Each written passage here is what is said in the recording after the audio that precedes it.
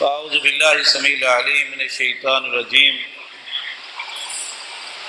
بسم اللہ الرحمن الرحیم الحمد للہ رب العالمین الرحمن الرحیم مالک یوم الدین۔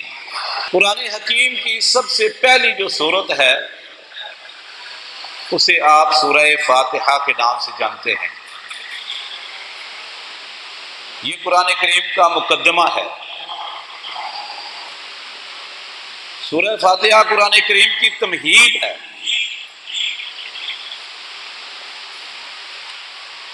اس سورت کے بے شمار نام ہیں۔ ایک نام ہے فاتحۃ الکتاب،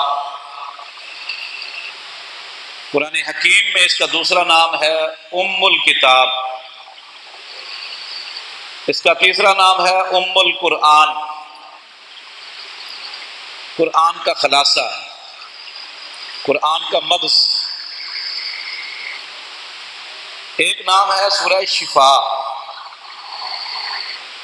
ایک نام ہے سورہ مسئلہ، اللہ نے اس میں اپنے بندوں کو سوال کرنے کا ڈھنگ سکھایا ہے۔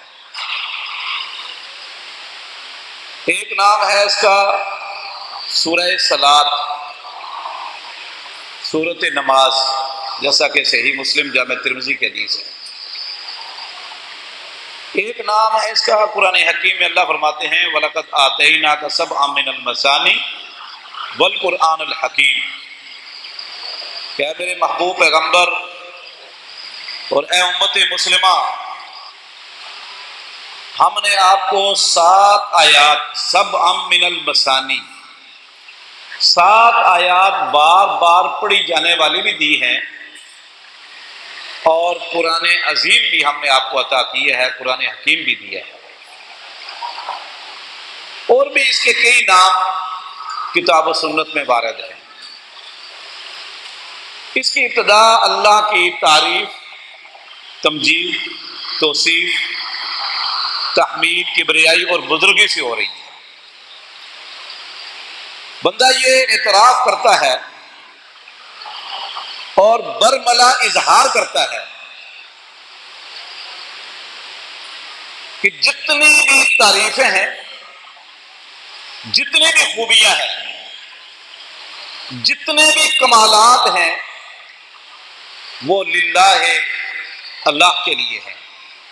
ان کا حقدار اللہ رب العزت ہے، کیونکہ وہ سارے جہانوں کا رب ہے، رب العالمین ہے، سارے جہانوں کا رب ہے۔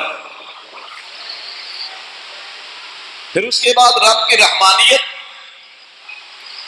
کا تذکرہ ہے کہ وہ رحیم ہے، رحمان ہے، مہربان ہے، مشفق ہے، تاکہ یہ مخلوق کو تصور دیا جائے کہ وہ اسے بہت جلد راضی کر سکتے ہیں۔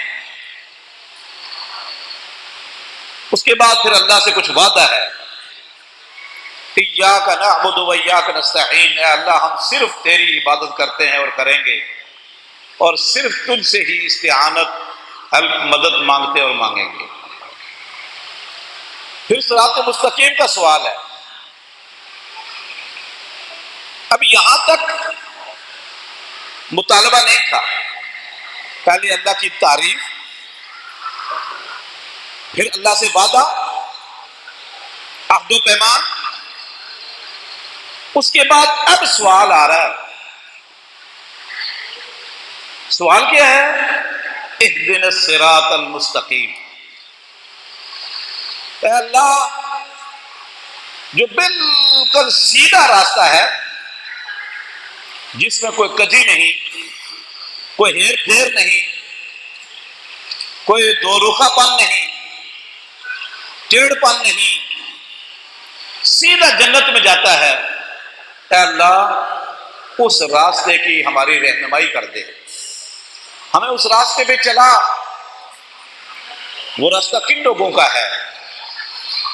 ان لوگوں کا راستہ جن پر تیرے انعام یافتہ لوگ، انعام یافتہ ہستیاں، پاک باز ہستیاں چلتی رہی، وہ کون ہے؟ سورہ نساء میں اللہ رب العزت نے بتا دیا، الذین انعم اللہ علیہم من النبیین والصدیقین والشہداء والصالحین وحسن اولئک رفیقا۔ انعام یافتہ لوگ، صراط مستقیم پر چلنے والے لوگ، اللہ والے لوگ، رب کے محبوب لوگ، وہ عظیم لوگ کہ ہم ہر نماز کی ہر رکعت میں پاک صاف ہو کر، قبلہ رخ ہو کر، سرنڈر ہو کر، اپنے رب کی تعریف کر کے، وعدے کر کے، ان لوگوں کے راہ پر چلنے کا ہم اللہ سے سوال کرتے ہیں۔ اور وہ انعام یافتہ لوگ جو رب کے ہاں سرخرو ٹھہرے، جو کامیاب و کامران تھے، جن کو اللہ رب العزت نے پاس کر دیا، اور انعام فیل کو نہیں ملتا، انعام پاس ہونے والے کو ملتا ہے، انعام کامیاب ہونے والے کو ملتا ہے۔ انعام یافتہ لوگ سب سے پہلے الانبیاء، وہ صدیقین، سچ بولنے والے، اب گنتے رہنا۔ نمبر 2 صدیقین، سچ بولنے والے، سچ کو اختیار کرنے والے۔ نمبر 3 شہداء، اللہ کی راہ میں جانیں نچھاور کرنے والے، جانیں شہادت نوش کرنے والے۔ والصالحین، نمبر 4 نیکوکار، صالحین، اچھے عمل کرنے والے۔ اب ذرا یہاں توجہ کریں کہ ہم اللہ سے تو سوال کرتے ہیں کہ یا اللہ، ان 4 قسم کے لوگ جن پر انعام کی بارش ہوئی، تو نے ان کو انعام پہ انعام دیے، انعامات سے نواز دیا، مجھے ان کے راستے پر چلنے کی توفیق عطا فرما۔ سوال کرتے ہیں، مطالبہ کرتے ہیں، لیکن کیا کبھی زندگی میں ہم نے ان لوگوں کی راہ پر، ان کے بتائے ہوئے راستے پر، ان کے منہج پر، ان کے طریقے پر چلنے کی کوشش کی؟ نبیین کا راستہ، سچ بولنے والے، کیا ہم اپنی گفت و شنید میں، اپنے معاملات میں، اپنے لین دین میں، اپنے کاروبار میں سچ بولتے ہیں؟ سچ بولنے کی کوشش کرتے ہیں؟ کیا سچ کو ہم نے اختیار کر لیا؟ کیا ہم جھوٹ سے بچنے کی کوشش کرتے ہیں؟ میرے بھائیو یاد رکھو، مختصر بات کروں گا، بات کو طویل نہیں کروں گا، توجہ سے سننا۔ نیکی کا راستہ کھولتی ہے، ایک نیکی بے شمار نیکیوں کی راہ مار کر دیتی ہے، ایک نیکی کئی نیکیوں کی راہ کھول دیتی ہے، ایک نیکی کئی نیکیوں پر عمل کے لیے بندے کو ابھارتی ہے، ایک نیکی بعض اوقات پورے معاشرے کی کامیابی اور نجات کا ذریعہ بن جاتی ہے۔ گناہ کا راستہ کھولتا ہے، گناہ کی راہ ہموار کرتا ہے، گناہ کرنے والے کو معاشرے کے لیے تباہ کن اور بربادی کا سبب ہوتا ہے۔ صحیح بخاری مسلم کی حدیث بیان کرتے ہوئے اس حوالے سے رسول اللہ صلی اللہ علیہ وسلم نے فرمایا، علیکم بالصدق فإن الصدق يهدي إلى البر وإن البر يهدي إلى الجنة۔ لوگوں سچ کو لازم پکڑ لو، سچ کو اختیار کرو، سچ بولنے کی عادت بنا لو۔ فإن الصدق يهدي إلى البر، سچ کئی نیکیوں کی راہ کھول دیتا ہے، نیکیوں کی طرف رہنمائی کرتا ہے۔ وَإِنَّ الْبِرَّ يَهْدِي إِلَى الْجَنَّةِ، اور نیکی جنت کی طرف لے جاتی ہے۔ وَإِيَّاكُمْ وَالْكَذِبَ، لوگوں جھوٹ سے بچنا۔ فَإِنَّ الْكِذْبَ يَهْدِي إِلَى الْفُجُورِ، ایک جھوٹ کئی گناہوں کا راستہ کھول دیتا ہے، بلکہ گناہوں کی طرف رہنمائی کرتا ہے، گناہ کی طرف لے کے جاتا ہے۔ وَإِنَّ الْفُجُورَ يَهْدِي إِلَى النَّارِ، اور گناہ جہنم کی طرف لے کر جائیں گے، جنت کی طرف نہیں۔ تو یہ صدیقین کا راستہ ہے، شہداء کا راستہ ہے۔ شہداء کا راستہ کون سا ہوتا ہے؟ آپ جانتے ہیں، اللہ کی راہ میں جانے کٹانے والے، اعلاء کلمت اللہ کے لیے جہاد فی سبیل اللہ کرنے والے، اپنا تن من دھن رب کے دین کے غلبے کے لیے وہ قربان کر دینے والے، اور چوتھے نمبر پر صالحین ہیں۔ صالحین کے راہ پر چلنے کا ہم سوال کرتے ہیں۔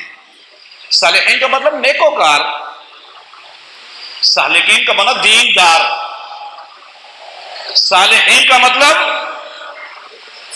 نمازی، روزہ دار، صدقہ خیرات کرنے والے، حقوق اللہ پر عمل کرنے والے، حقوق العباد کا خیال رکھنے والے، گناہوں سے بچنے والے، اللہ اور اس کے رسول کی اطاعت کرنے والے، یہ صالحین ہوتے ہیں، جن کے چہرے پہ اسلام نظر آتا ہے، آنکھوں میں حیا ہوتا ہے، زبان کنٹرول میں ہوتی ہے، ہاتھ اسلام کے تابع ہوتے ہیں، ان کی سوچ اور ان کی فکر دین کے مطابق ہوتی ہے، ان کی سوچ، ان کی فکر اور ان کا نظریہ بہت اونچا ہوتا ہے، اس میں کوئی ذاتیات، ذاتی مفاد، ذاتی منافع کچھ نہیں ہوتا۔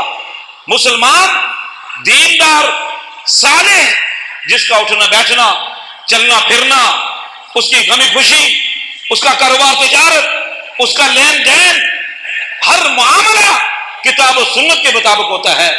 وہ جہاں بھی ہو وہ اسلام کا نمائندہ نظر آتا ہے، اسلام کا سپاہی نظر آتا ہے، چلتے پھرتے اپنے جسم کے ساتھ، اپنے لباس کے ساتھ، اپنی گفتگو کے ساتھ، اپنے کاروبار کے ساتھ وہ اسلام کی تبلیغ کر رہا ہوتا ہے، وہ چلتا پھرتا میڈیا ہوتا ہے۔ یہ صالحین کی راہ ہے جس پر چلنے کا ہم اللہ سے سوال کرتے ہیں کہ یا اللہ، جو صالحین تھے، نیکوکار تھے، دیندار تھے، کہ یا اللہ ہمیں بھی ان کی راہ پہ چلا۔ لیکن جب راہ پر چلنے کی باری آتی ہے تو پھر ہمیں نیکی سے، تقوی سے، دینداری سے، سادگی سے ہمیں کچھ پریشانی ہونے لگتی ہے۔ مسجد جاتے ہوئے بہت سارے لوگ شرماتے ہیں، دین پر عمل کرتے ہوئے وہ کتراتے ہیں۔ یہ دو رخا پن ہے، یہ امت مسلمہ کا دوغلا پن ہے، یہ دوہری پالیسی ہے، یہ قول و فعل میں تضاد آج امت مسلمہ کو لے ڈوبا ہے۔ ہم نماز میں اللہ سے کیا مانگتے ہیں اور عملی اعتبار سے ہمارا کیا کردار ہے؟ آخری آیت، غیر المغضوب علیہم والضالین، اے اللہ انعام یافتہ لوگوں کی راہ پر چلا، مغضوب علیہم جن پر تیرا غضب نازل ہوا، جن پر تیرا غصہ برحق ٹھہرا، جن سے تو ناراض ہو گیا، جن سے تو غضبناک ہو گیا، والضالین، اور اے اللہ جو صراط مستقیم سے بھٹک گئے تھے، پھسل گئے تھے، صراط مستقیم سے دور چلے گئے تھے، پگڈنڈیوں پر چڑھ گئے تھے، اے اللہ ان کی راہ پر ہمیں نہ چلانا، ان کی راہ سے بچا کے رکھنا۔ کون ہیں وہ لوگ؟ سورہ بقرہ میں فَبَاءُوا بِغَضَبٍ عَلَىٰ غَضَبٍ کئی جگہ پر یہودیوں کا تذکرہ ہے، یہ مغضوب علیہم، اور نصرانی ضالین تھے۔ یہودیوں کے پاس علم بہت تھا، علم بہت تھا، جو قرآن حکیم میں نبی کریم صلی اللہ علیہ وسلم سے مشکل ترین سوالات ہوئے ہیں۔ یسألونک عن الروح، یسألونک عن ذی القرنین، یہ جتنے بھی سوال ہوئے یہ یہودیوں نے خود کیے یا مشرکین مکہ کو کہا کہ اپنے نبی سے یہ سوال کرو. پیچیدہ سوال. علم بہت تھا، عمل نہیں تھا. عیسائیوں کے پاس عمل تھا لیکن علم نہیں تھا. عمل بھی اپنی خواہش کے مطابق، اپنی چاہت کے مطابق، لیکن علم سے یہ کورے تھے، ظالم تھے، بھٹک چکے تھے.